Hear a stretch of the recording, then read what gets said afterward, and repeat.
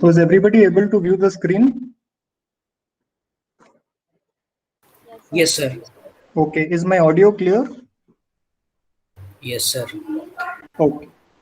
Then let's quickly just do some more revision. Moving to I'll talk about, because our previous lectures and all were about doing the resistor networks, either using Thevenin theorem, Norton theorem, superposition. We looked at Millman theorem. We basically looked at the relationship between currents and voltages by using resistors. Now we are going to bring in inductors and capacitors.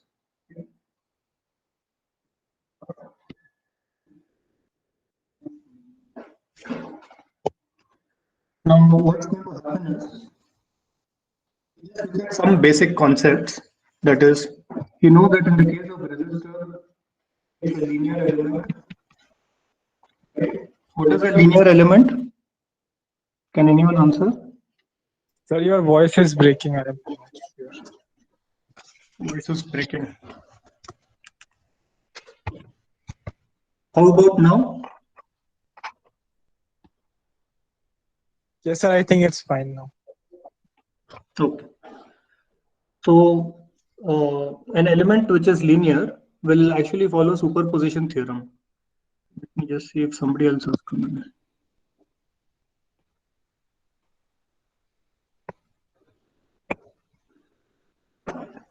So you know that in the case of a resistor,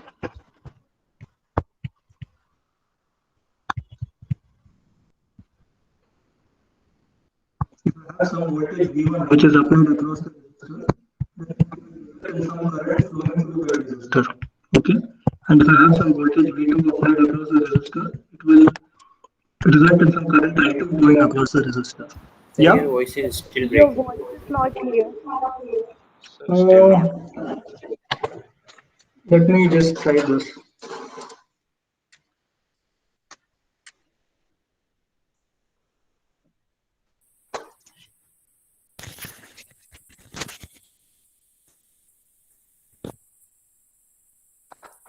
I'm using like a microphone now. Is that better? Yes, Yes, sir. sir. Now It's it's better fine. now. Okay. So now I've applied two voltages, V1 and V2, across the resistor R. This is the element to resistor R. And it results in a current I1 and I2. And you know that if I were to do V1 plus V2, then that would be equal to I1 plus I2 times R. That means these values add up linearly. If I apply a voltage V1, then I get I1. If I apply a voltage V2, I get the current I2. And then if I sum up these two, V1 and V2, then I will end up with the current I1 plus I2. So it adds up linearly. Whereas I had told earlier in the case of a diode, you would see that if I have a PN junction diode, then I know that if I apply a voltage V across this diode, then the current is exponential of QV over VT. We can just call it V over VT, right? That's the current across the diode. So in this case, if I were to have voltage V1 plus V2, that would imply that the current would be exponential of V1 plus V2 over VT, right? And that is exponential of V1 over VT times exponential of V2 over VT, and that's I1 into I2. So in this case, when I applied V1 plus V2, the current is not I1 plus I2, but it is a product of I1 and I2. So because of this exponential nature over here, this system is not linear. Okay. But now we consider the case of inductors and capacitors. So let's take the case of a capacitor. Sir, I think in the second equation, we have a constant multiplied to e in e to the power v by vt. So I don't think you can Constant. directly. Yes, sir. So it's called a into e to the power v by vt, and yeah, I mean to say that we cannot directly write I is equal to I1 Yeah, into yeah. I2. This is like if you remember the actual diode equation, I is I naught into e power v into by vt minus 1. Yes, That's sir. like, yeah. So now we are not going into the device part. So I'm using these quick approximations. Okay. When I write this, I actually mean this. But so maybe let me write it as proportional. Then it makes it easier. So what I mean is that there is an exponential dependence over here. This is the actual equation. I naught is the reverse saturation current, exponential of V minus Vt minus. We know all that stuff. This is a forward bias and all that. Now let's go to the capacitor. So the basic idea of a capacitor is it's a device which is able to store charge. Okay, and the capacitor has some capacitance given by C, which is defined, which is a ability of the system to store charge, and therefore it characterizes the system in the manner that the charge stored in the capacitor is equal to the capacitance times the voltage across the capacitor. If I were to increase the voltage, say in place of V, I put V1 plus V2, then the capacitance is still a fixed number. It's a property of the system. But now I'll have a charge which is equal to Q1 plus Q2, right? So in terms of Q is equal to CV, it appears to be linear. That means it's adding up.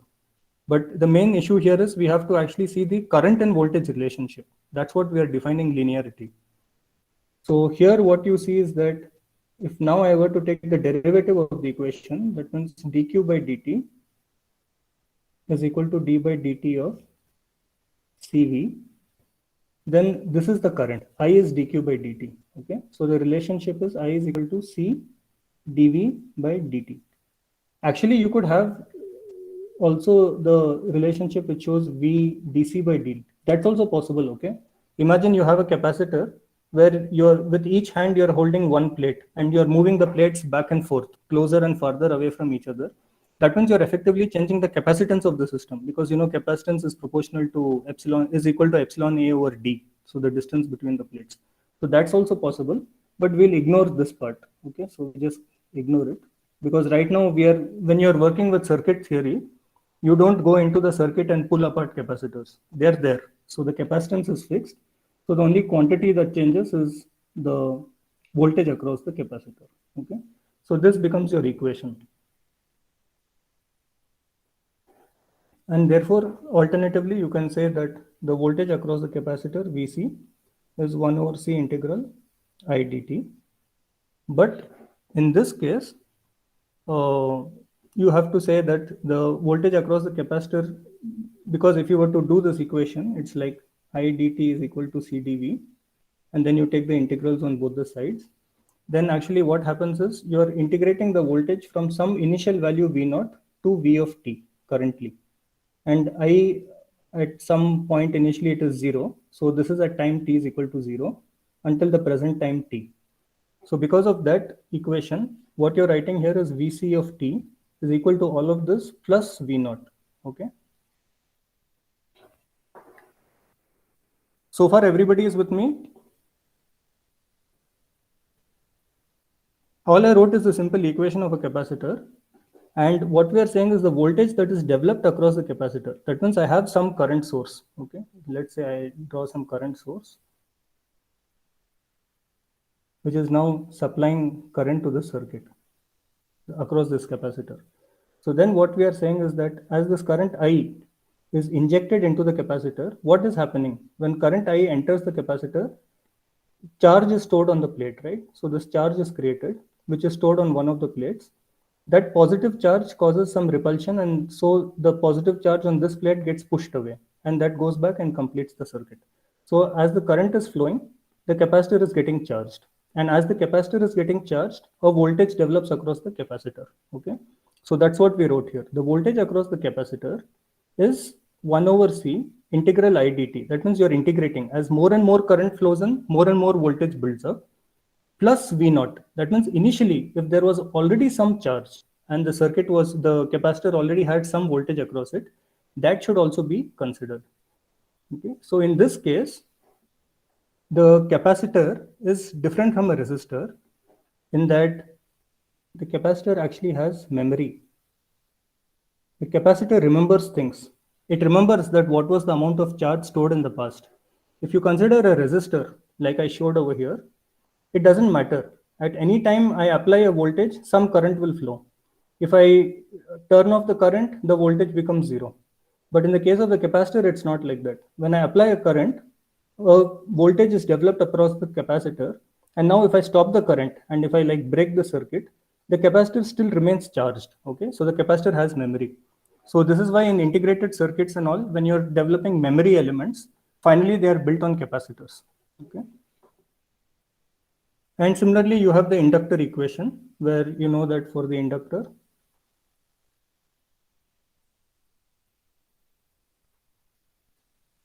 you have the equation that what is the current through the inductor? We know that the voltage VL is L di by dt. So the equivalent or dual equation is the current through the inductor is 1 by L integral VL dt plus I naught. Some initial current was flowing through the inductor. Okay. So this is the basic resistor, inductor, and capacitor. And remember that here also you have an I naught term. So the inductor also has a memory. Okay, it remembers that if there was some current flowing through the inductor, you all know this property, right? That in an inductor the current cannot change instantaneously. This is something you should have studied in IC 160. That if you just look at this basic equation, then if the current changes instantaneously, that means the di by dt term will become infinite. Infinite voltage will develop across the inductor. Okay, this is the whole principle of the spark plug. Like when you have in the electric vehicles, I mean in our regular vehicles, the spark plug behaves like that. So you have an inductor, it's connected to some source where there is either some current or voltage, say, flowing through this, and then I have a switch, and then a switch. Okay, so initially when the switch is closed, current flows through the inductor and it gets charged, and then suddenly I open the switch. Then what happens is the current is broken.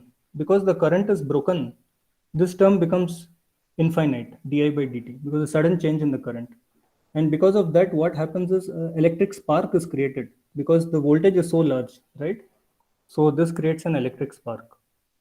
Everyone is following me so far? Yes, sir. Okay. So this is the, so is this all stuff you already know well and you don't have any doubt about? We can move on beyond all this.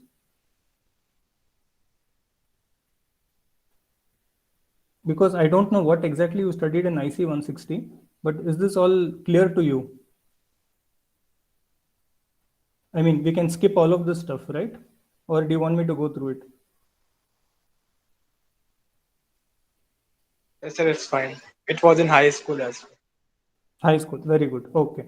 So then basically let's start looking at some of the circuits. Our syllabus starts, if you were to look at our syllabus,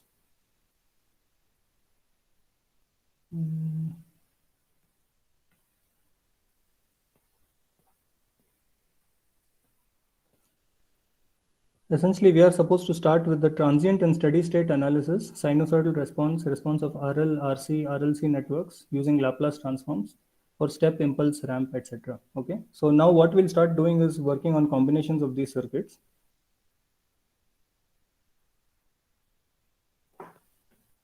So let's start looking at some of these circuits now.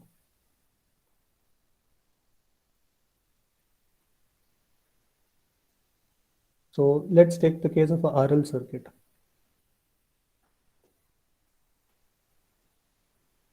So let's say that I have some source, say some voltage source, and I have a resistor and some inductor, value L, and I have a system that looks like this. Okay, let's say I have an alternate path over here.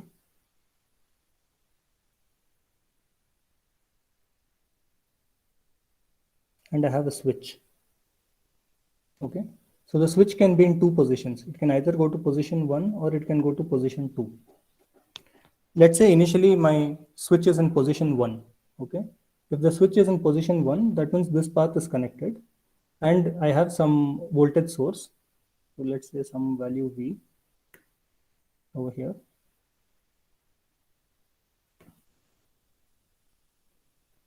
and this system is running, okay? So due to the voltage source, a current is induced, the current flows in the circuit, and some current I is established. What do you think will happen? I mean, how does the system behave? How does the current behave? Can we describe what is the flow of current? Is this something you all already know? Have you seen this kind of thing before already? Yes, sir. This is called charging of inductor, and if you connect with second point, then will be charging start. Correct. So initially you're charging the inductor, and what happens is, because you're applying a voltage source, so there is some voltage V which is applied at the source level, and that is distributed across the resistor and across the inductor, because this is a series circuit. So the voltage has to drop. If you go by Kirchhoff's current voltage law, then there is some voltage dropped across this, some voltage dropped across the inductor, and that is equal to the source voltage V. Now, after a period of time, what you expect is that as the voltage source is applied constantly, then there's a current flowing in the circuit, and you know that the voltage across the inductor is L di by dt. Since this is a DC source, that means you're expecting a constant current will flow. So you expect that at time t equal to infinity, that means eventually the voltage across the inductor will be how much? At t equal to zero, at infinity.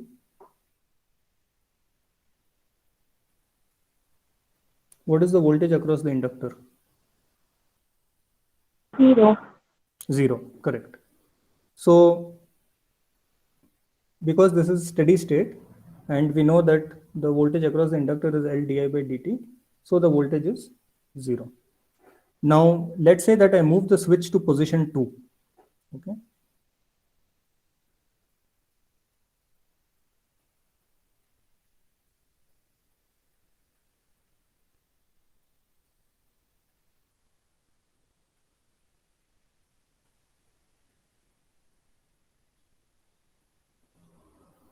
So what we expect now is that the inductor's property, which I just told you, is that the current cannot change suddenly. If the current changes suddenly, there will be a spark in the circuit, okay? Something will break. So when the switch goes from position 1 to position 2, now you have just a RL circuit, but the inductor is already charged, okay? That means there is some current I which is flowing through the system. Now you want to see how does the system behave as a function of time. So what we are looking for is actually, what we should have written on top is transient analysis.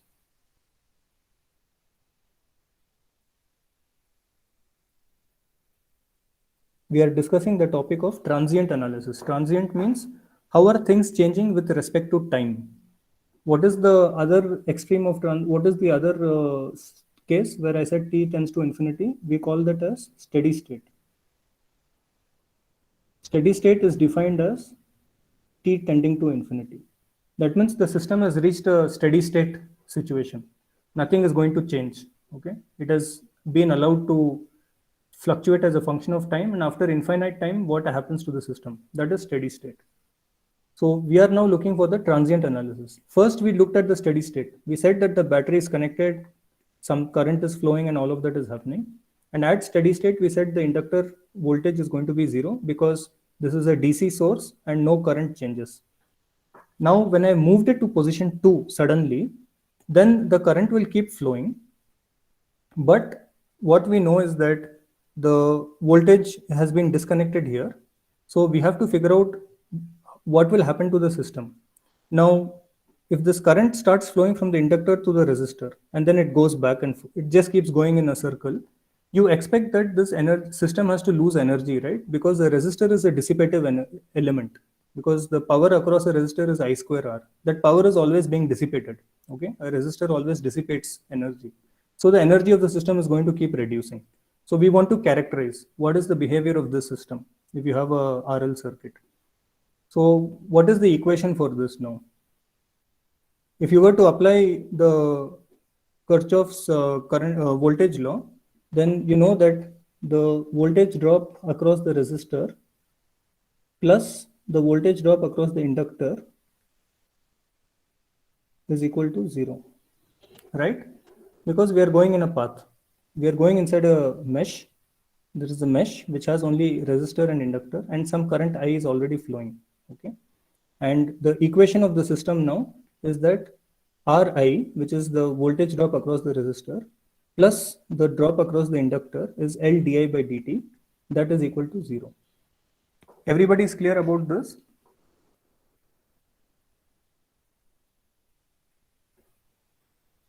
In the original situation, when the switch was at position 1, at that time the equation was what? It was IR plus L di by dt is equal to some supply voltage, Vs. Let's call it Vs. Okay. Source voltage or supply voltage. Now when I'm in case 2, that means I'm at this position, then that voltage was turned off and it has therefore become 0. And now I'm left with only the balance equation over here. So if I want to solve this equation, then I can rearrange the terms and say that di by dt plus R over L into I is equal to 0. So this is a differential equation. You've all studied differential equations already Yes. in IIT Mandi. So this is a Yes, sir. okay. So what kind of differential equation is this? Can you tell me some of the terms that describe this differential equation? Sir, linear. First order. It's linear. Sir, first order ordinary differential equation.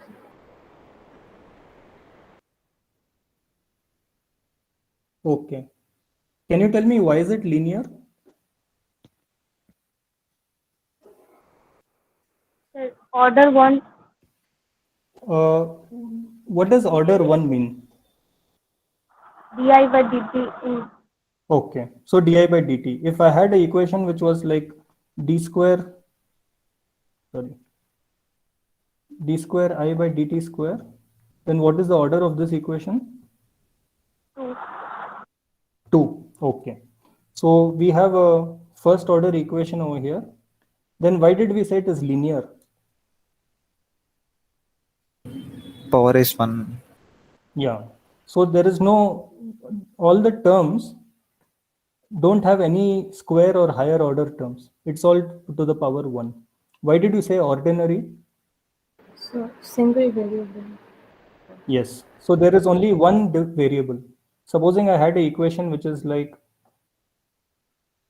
d square x by dt square plus dx by dt into dy by dt plus say some dy square by dt square. If I had some equation like this,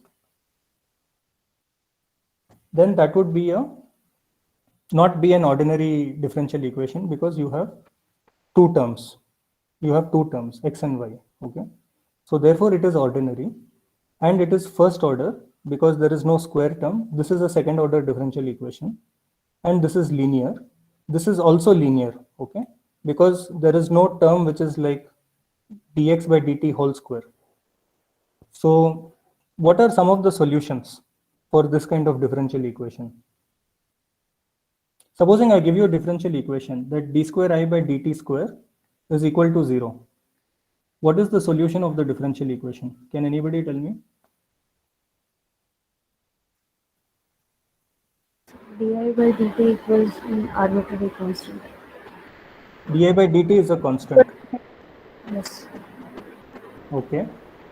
Di by dt is a constant. Then I want to get, what do I want to get? I want to get I of t. And therefore I will be linearly related to t. I is equal to t. Okay. So I is equal to some beta times t plus constant. Okay. And the way you can check the answer is that if I have some equation which is supposed to satisfy my differential equation, if I have some solution, then I can plug it into the equation. So if I plug it into the equation, then I can see that if I have I of t is beta t plus c, then if I do di by dt, then I get beta, which is the constant over here. And if I do d square I, then I end up with 0. So this way you can see what is the solution of the differential equation. Now, if I have a differential equation of this form, then what is the solution of it? So usually the solution of these kind of differential equations is given by I of t is equal to some beta times. Beta is my constant, okay? It's some constant. You can call it whatever you want. You can call it alpha, beta, A, C, B, anything. So it's some constant times e power minus RT over L, okay? So this is the form. In general, what I would say is that if you have some equation which is dy by dt plus alpha y is equal to 0, then the equation has the form y is equal to e power minus alpha t and some constant beta. This is the solution of this equation. So the same thing has happened over here. I showed that you have di by dt plus r by L over here is like the alpha, okay? So I've done e power minus, over here it was alpha t, and this is minus RT by L. And if you want to check this, you can plug it into the differential equation. Is anybody having a doubt so far in what we are doing? So are you silent because this is like very obvious and we can skip all of this, or you are not? Actually, some of you are definitely following as you are already answering well. Is there anybody who is not following anything?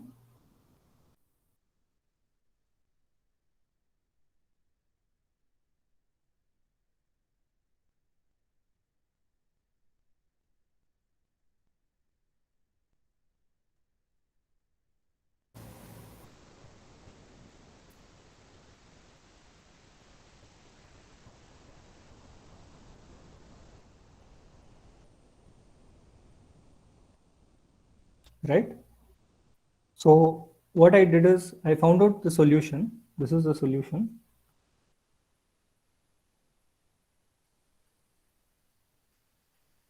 How did we get the solution? How did I tell you that the solution of I of t is equal to this? How did we arrive at this point? The fact is that, over the decades, many people have been solving differential equations, and this is a very standard form of a differential equation. Therefore, people already know this. They know that if you have a differential equation of this form, then this must be the solution. So there's nothing more, complex than that. So somebody has worked it out, somebody put a lot of energy, and now we know that these are the solutions. So if we have the current equation which looks like this, now what I'm trying to do is verify if the solution is correct. So I'm plugging this into di by dt because this is the term di by dt here. So if I have this as the solution and plug it into di by dt, I get this term, right? And this is equal to what? This is minus r over L into I, right? Remember that when I write I mean I of t. So when I write I here, I mean I of t because I is the variable. It is something that is changing as a function of time. So this is minus r over L into I, and here is r over L into I. So if I add up these two, then I end up with 0. So this solution is working, right? So the solution is correct. Okay. So based on that, now we know what is the equation for the current flowing through the system. But the beta is still an unknown number, right? We don't know what is beta. So let's look at the boundary conditions. We have two options. One is you can say that either, so let's write it here.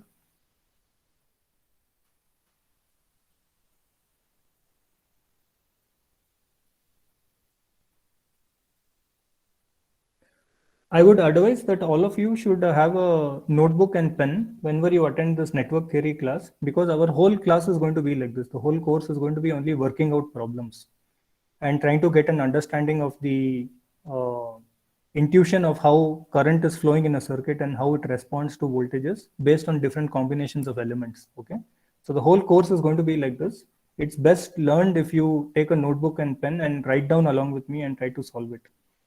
So our boundary conditions are, we know that t equal to 0 or t is tending to infinity.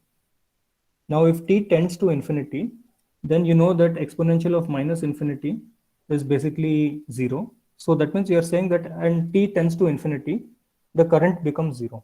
That makes sense, right? Because now I've closed the circuit. There is a current flowing through the inductor, then it's flowing through the resistor. When it flows through the resistor, there is a I square R loss. That means some energy is lost. So then as the current is going on flowing, it's going on dissipating energy, and finally the current goes to 0. At t equal to 0, what happens? At t equal to 0, you know that this term becomes 1, because as t tends is 0, then the exponential of 0 is 1, and therefore you know that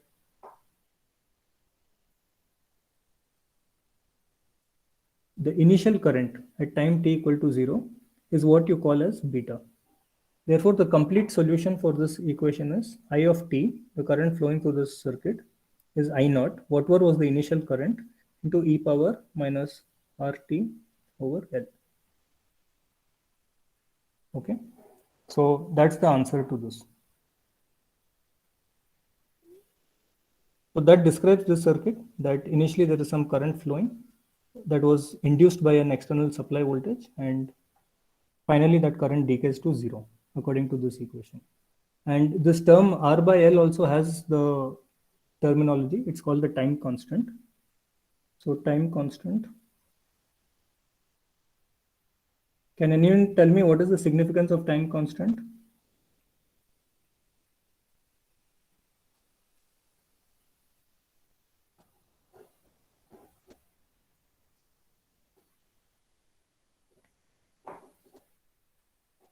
Is anyone there? I'm not able to hear anybody. Current reduces by 63%, I guess. Current reduces In by one- 60. After 5 time constants, the current decays to a negligible value. Very good. Okay, both answers are correct. So at one time constant, that means at tau, then the current is I naught divided by E, right? Because tau is L over R. As tau is L over R, then this term cancels out and it becomes e to the power minus 1. So it becomes I naught by E, and that is equal to about 36% into I naught. Or as Prashun said, it's reduced by 64%. Okay. So what happens if you have a high time constant and a small time constant? Supposing I have this circuit of the RL circuit, and this is time. Okay. And this is the current I of t. So what is this curve going to look like? At t equal to 0. Yeah, tell me. At t equal to 0, it is going to be some value I naught. And then it exponentially decays over time. And this time can be measured as, say, tau, 2 tau, 3 tau, etc. Right? So at tau, basically, this thing should become like approximately 1/3. So if this is, you divide into 3 sections, this is where we should have tau. That means it has become 1/3, right? 1/3 is 36%, right? So 1/3 is 33%. So we can assume that 36% is 33%. And therefore, when the value becomes 1/3, that means I've divided the y-axis into 3 sections, then that is where the time is equal to tau. And then after 5 time constants, it becomes negligible. That's correct also. So is everybody clear about the behavior of the RL circuit? Fine. What if I had, can you all solve an RC circuit similarly?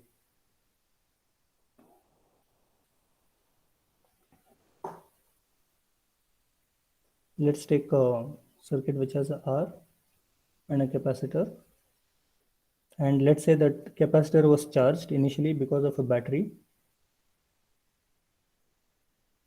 And then at some time t, I broke the circuit so that it's just R and C, okay? And the capacitor initially got charged. So what would happen in this kind of system?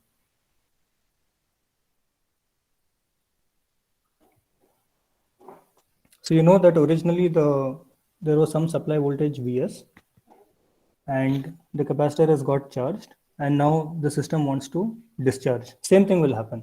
I have charge stored across the capacitor, and once I have short circuited, I have basically short circuited the capacitor, but I have a resistor in the path. So the capacitor was initially charged to some voltage V, and now it is going to get discharged. Okay. What was the, let's say that initially the capacitor was charged to steady state value. What is the voltage across the capacitor? Can anybody tell me? V. What is V? Source voltage. Source voltage. So Vs, like I've written here, I've called it Vs. So initially the capacitor was charged to Vs, and now we have like closed the circuit and we have disconnected the external voltage, and we are trying to find out what is again the steady state behavior. You know that the voltage across the capacitor Vs, or the total voltages in the loop. If I apply Kirchhoff's voltage law, then I know that Vc plus Vr, voltage drop across the resistor, is equal to Vs. Okay, and the voltage across the capacitor is. So how do we solve this? Can anybody tell me what is the right equation to put here? Vc is equals to Q by C, and Q is equals Vc is equal to Q by C, and Q equal to? to Q is equal to di by dt. di over dt. Yes, sir. So Vc is equal to let's say the voltage across the capacitor is I C dV by dt. We know that the current flowing through the capacitor is C dV by dt, and therefore the voltage across the capacitor is 1 by C integral I dt. Okay, so that is voltage in terms of current.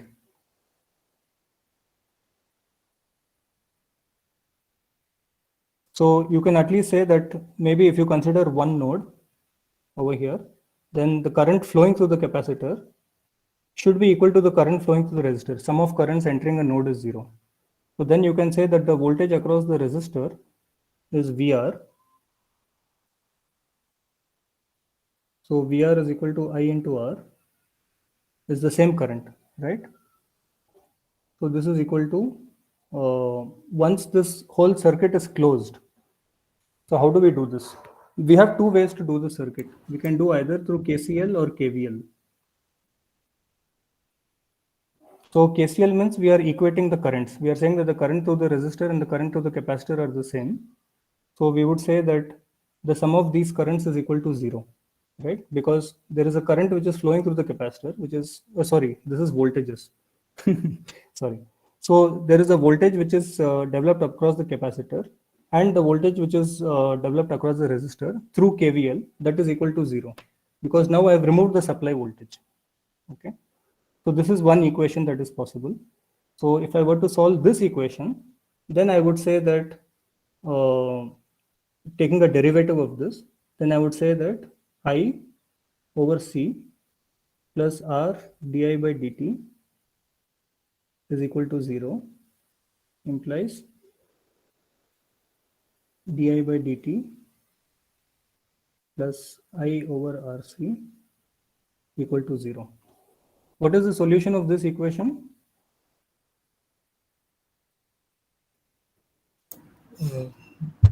E to the power minus I by RC.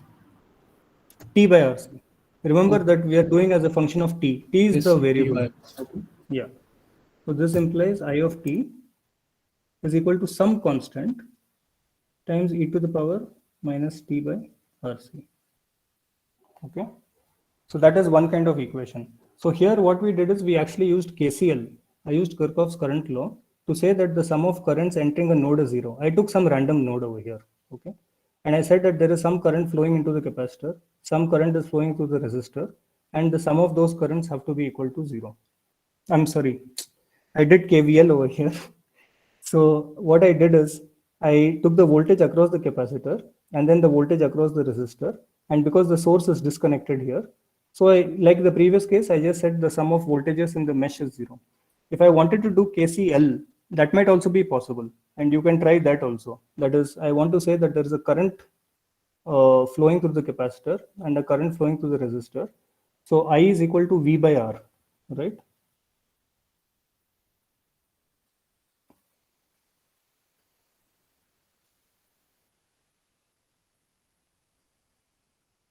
So then what I would say is that the current flowing through the resistor is equal to the current flowing through the capacitor, right? Because both the currents are flowing in the, both are equal to each other. It's a constant current flowing through the circuit. So that might also be one way to solve the equation. We can try it out. Can anyone do it and see if it works out? So if I were to say that V by R is the current flowing through the resistor,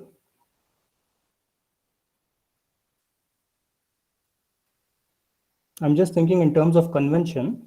What we have to do is the current flowing in here is the voltage across the resistor. Oh, this is where we have to be careful. When I write IR, it is the voltage across the resistor divided by R. And when I write this voltage, it is the voltage across the capacitor. Okay. So here you have to be a little more careful. Is everybody following what I'm doing? So the current through the resistor is VR by R. The current flowing through the capacitor is C dVC by dt. That depends on the change in the voltage across the capacitor. Okay. And we know that initially it was charged at Vs. So probably you can have a relationship that Vc is equal to Vs minus Vr or something like that. Or here you can write it the other way, that Vr is equal to Vs minus Vc. Same equation, because I'm trying to get everything in terms of the capacitance. So there, then you can have an equation like this, that I have V R by R plus C dVc by dt is equal to, let's see, VR is defined as voltage across the resistor. So there is a current flowing here and the same current is flowing here.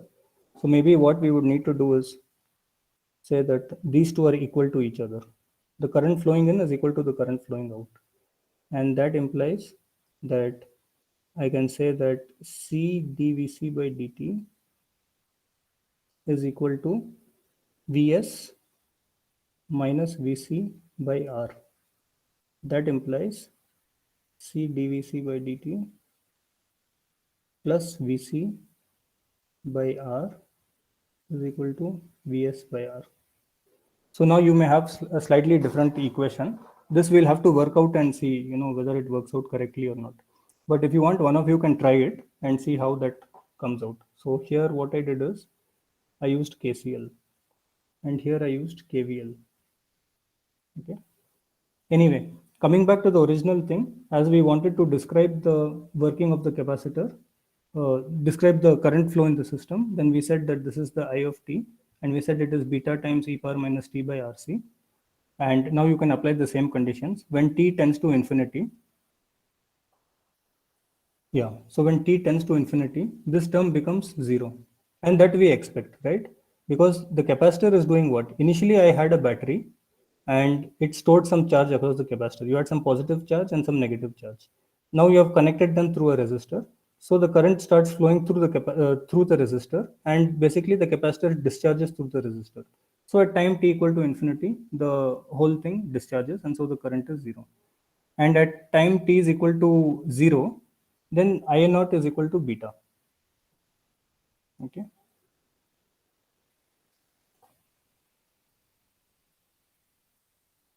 So finally, you have the expression that the current is some I naught. That means the capacitor initially started discharging, and finally it becomes minus t by RC. So I'm just working this out. You all please double check to make sure all of this is correct. Work it out in your own notebooks, because I'm just doing it, on the fly over here. So this is basically RL circuit, RC circuit. Okay. And one of the things you have to keep in mind is the response that you got here. This is called the natural response, okay, or transient response.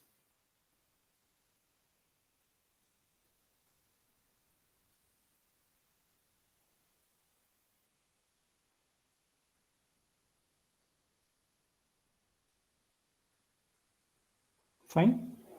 That means this is how the circuit behaves naturally. That means there is no external impetus on it. Initially, I had something charged, but now this thing is like cut off, and I'm leaving the circuit to relax to its natural state. So this is called the natural response. And it's also called transient response because it's something that is changing over a function of time.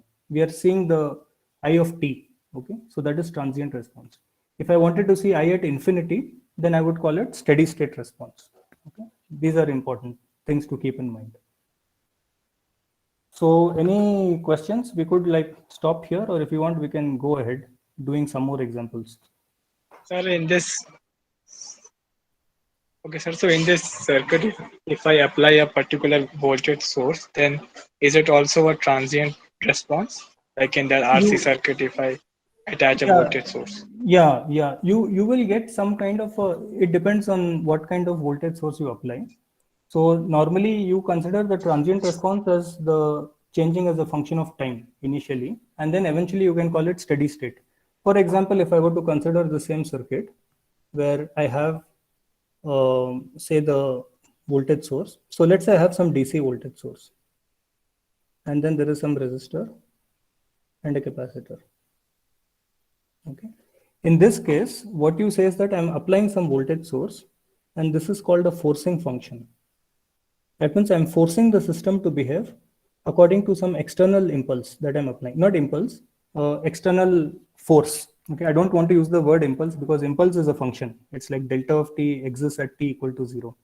So some forcing function is there. A forcing function means I'm applying some force onto the system, and therefore it is responding to that. And then you can have the R, and then you have C. Okay. So supposing this is the case, let's say initially the capacitor was discharged, and I want to solve this equation. Then here I can see directly, I can say that I'm applying some voltage Vs, and this is called, what is this function? This is called a step function. Why did I use the step function here? The assumption here is I have a voltage source that is connected to my circuit, and sorry, I should not write Vs here, time. And what happens is at time t equal to 0, before t equal to 0, there is nothing connected to the system. Okay. So before t equal to 0, nothing was connected.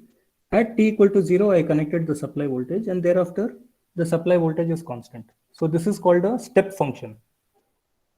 This forcing function is now a step function. Why is it a step function? Because it's a DC. That means at time t equal to 0 and before that nothing was connected. There is a switch over here that I should draw to make it explicit to you. So I say that there is a switch, and at time t equal to 0, the switch was closed. So when the moment the switch was closed, the voltage shot up to Vs, and thereafter it stays constant. So this is a step function. This is a forcing function. So I have the voltage Vs is into U of t. This is equal to the voltage across the resistor. The voltage across the resistor is Vr, and the voltage across the capacitor is Vc. Okay. So if I were to solve this, this is very similar to what we saw over here, right? Now we will get this kind of behavior. So you can find out by saying that if you want to apply the KVL, then you can do the same thing, that VR is equal to I into R.